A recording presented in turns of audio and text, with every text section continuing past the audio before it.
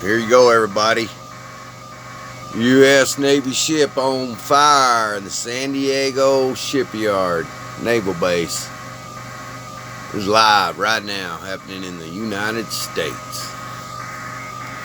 Yeah, that's crazy. Look at that. They better hope that does not blow up.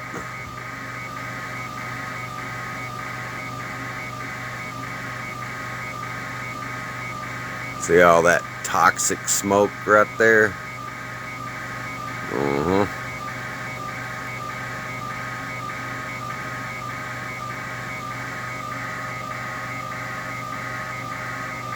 Highly toxic.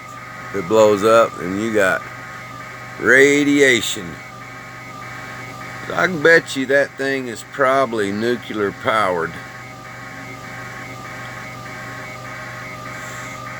Might be wrong. All right, everybody. Peace.